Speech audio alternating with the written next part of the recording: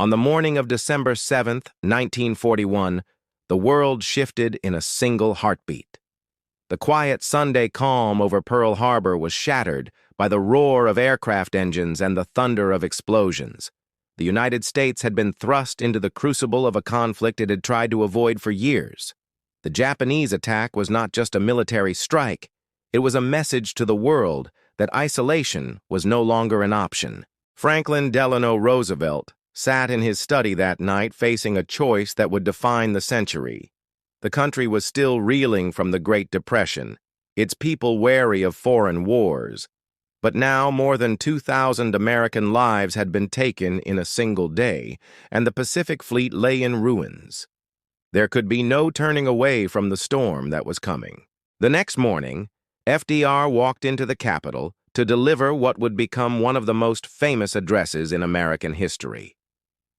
The House chamber was filled with a tense silence, broken only by the shuffling of papers and the faint hum of reporters' equipment. Outside the building, crowds gathered to hear the president speak. Radios across the country buzzed with static as millions leaned in to listen. FDR's voice was steady, but each word carried the weight of the attack. He declared that December 7th was a date which would live in infamy.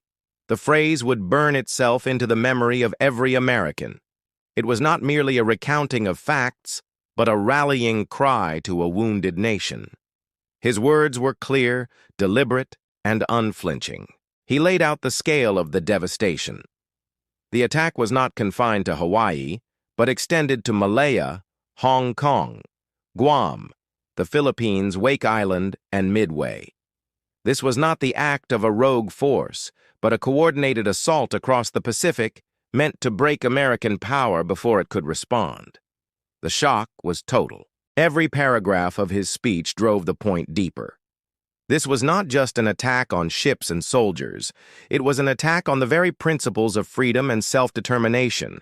The United States was being challenged to defend not only its own shores, but the stability of the world order that had been painstakingly built after the First World War.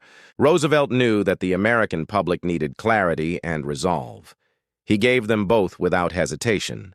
There would be no negotiated settlement, no compromise with aggression.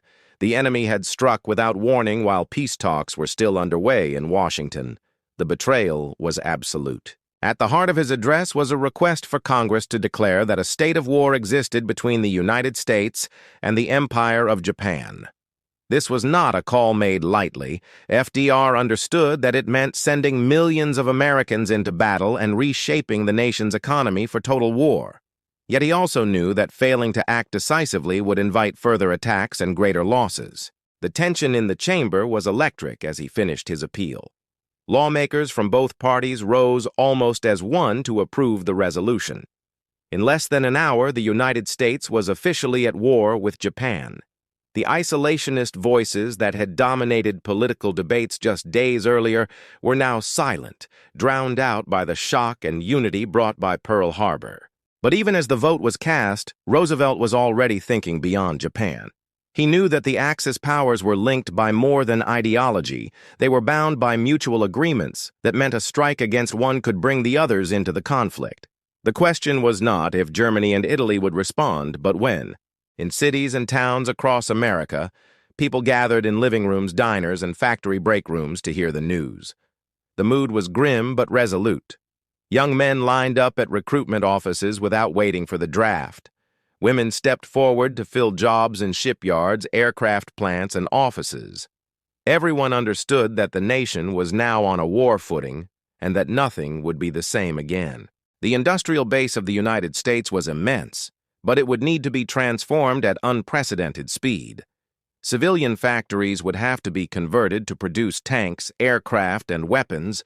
Supply chains would be stretched across oceans vulnerable to attack by enemy submarines. The challenge was staggering.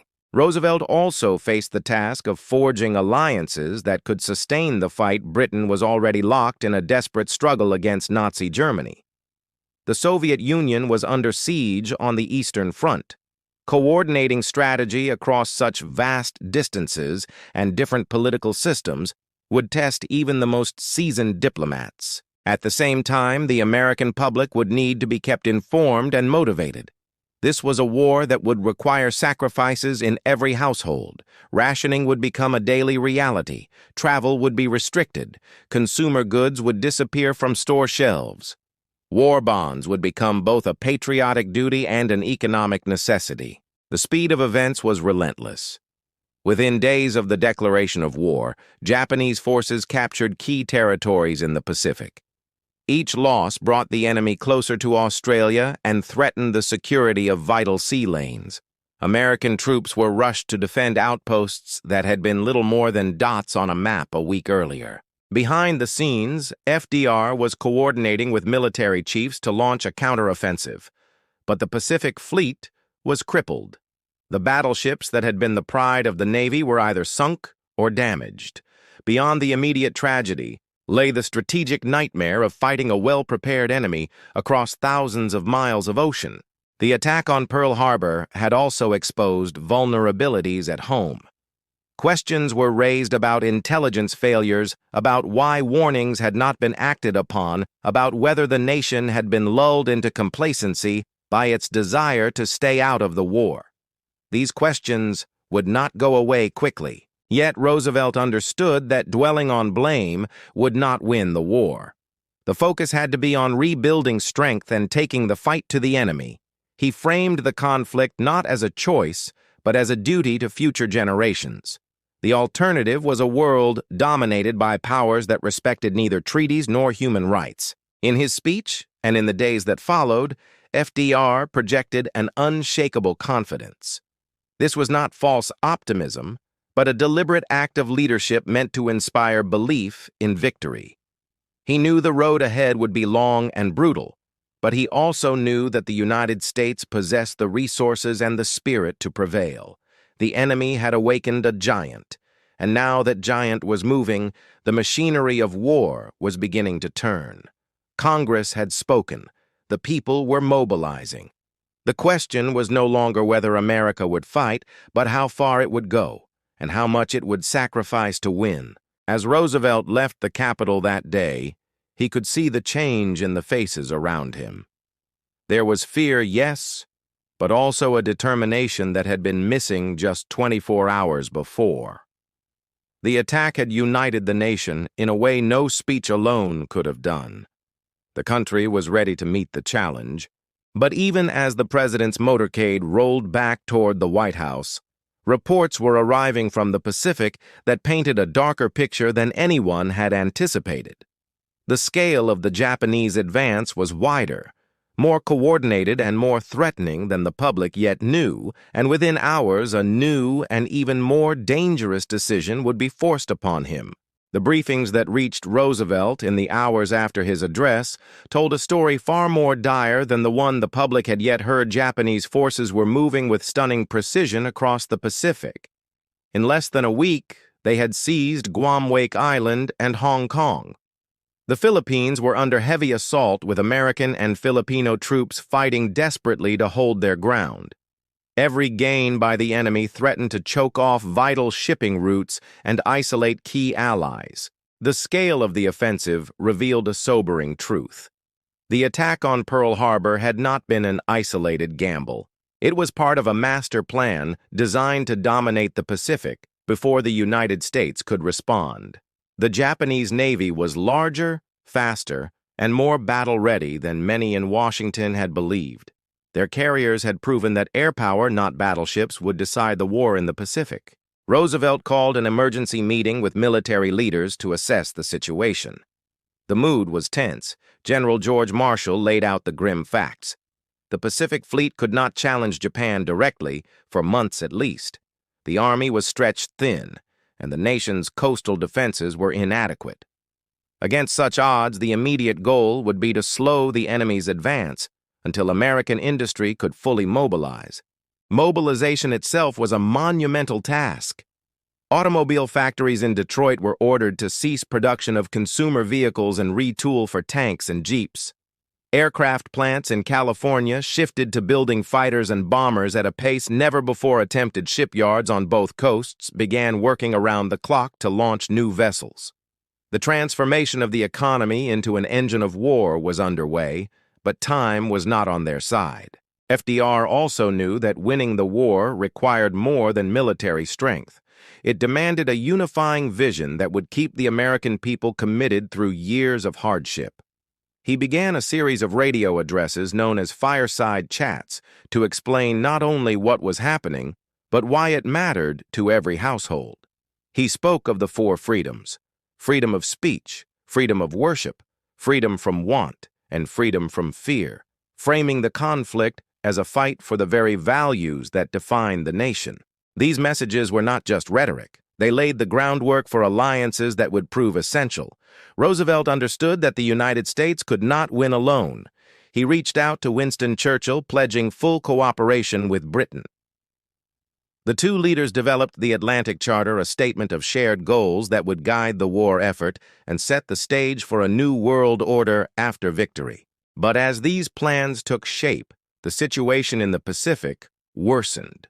The fall of Singapore, the surrender of American forces on Bataan, and the relentless push of Japanese troops toward Australia sent shockwaves through Washington. Each defeat raised fears that the enemy might secure a perimeter too strong to breach. A decisive counterattack was needed, yet the resources to launch one were still months away. In this environment, Roosevelt made another bold decision. He authorized a daring mission led by Lieutenant Colonel James Doolittle to strike directly at the Japanese homeland. The raid was a high-risk operation involving 16 B-25 bombers launched from an aircraft carrier to bomb Tokyo and other cities. The physical damage was limited, but the psychological impact was immense. It proved that Japan was not beyond the reach of American power. At home, the war effort was reshaping society in profound ways. Millions of men enlisted or were drafted into the armed forces. Women entered the workforce in unprecedented numbers, taking on roles in factories, shipyards, and offices. African Americans and other minorities demanded and began to win greater opportunities in industries vital to the war effort. The nation was being remade under the pressures of total war. Roosevelt also had to navigate the dangerous waters of global diplomacy. By late 1941, Germany and Italy had declared war on the United States. The conflict was now truly global, stretching from the deserts of North Africa to the frozen steppes of the Soviet Union. American forces would have to fight on multiple fronts, coordinating with allies who had their own priorities and strategies. The logistical challenges were staggering. Supplies had to be shipped across submarine-infested waters, troops had to be trained, equipped, and transported to distant theaters of war, intelligence had to be gathered and shared without compromising security. The sheer scale of the operation was unlike anything the nation had ever attempted. Through it all, Roosevelt remained the central figure holding together the political, military, and civilian elements of the war effort. His calm, authoritative presence reassured a public facing uncertainty and loss. He balanced the demands of immediate combat with the vision of a post-war world in which such conflicts could be prevented. By mid-1942, the tide began to turn. The Battle of Midway delivered a crushing blow to the Japanese Navy, sinking 4 of its aircraft carriers and shifting the balance of power in the Pacific. This victory was the result of careful planning, daring execution, and the resilience of forces still recovering from the devastation of Pearl Harbor. It showed that the enemy could be defeated. Roosevelt seized on this momentum, urging the nation to redouble its efforts. He warned that victory would not come quickly or easily, but that it was now within reach if the nation stayed united. Production surged as American factories outpaced those of every other combatant. Combined war bonds poured in from citizens eager to support the troops.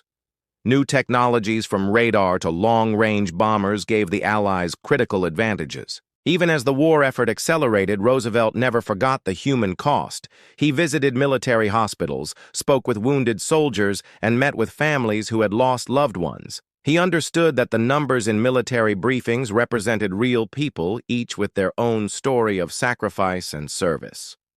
This connection between leadership and the lived experience of the war kept his speeches grounded and powerful.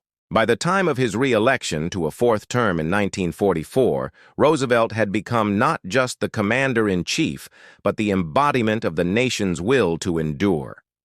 The attack on Pearl Harbor had transformed the United States from a divided, hesitant power into the driving force of the Allied coalition. The path from that dark December morning to the victories that followed was marked by relentless effort and unyielding resolve. Yet even in the final months of the war, Roosevelt's health was failing. He had carried the weight of leadership through the most perilous period in modern history. His final speeches still carried the conviction that had defined his presidency, but those close to him saw the toll it had taken. In April 1945, just weeks before the surrender of Germany, he died in office, leaving the completion of the mission to his successor. The legacy of his speech on December 8, 1941, endures not only in history books, but in the collective memory of a nation. It was a moment when words became a weapon, rallying a people and setting in motion the forces that would reshape the world. The decisions taken in those critical hours and days determined not only the outcome of the war, but the shape of the peace that followed. The lesson remains as urgent now as it was then. In times of crisis, leadership demands clarity, courage, and the ability to unite people around a common purpose. Roosevelt's address to Congress on the day after Pearl Harbor stands as a testament to these qualities and a reminder that history often turns on the choices made in its darkest hours.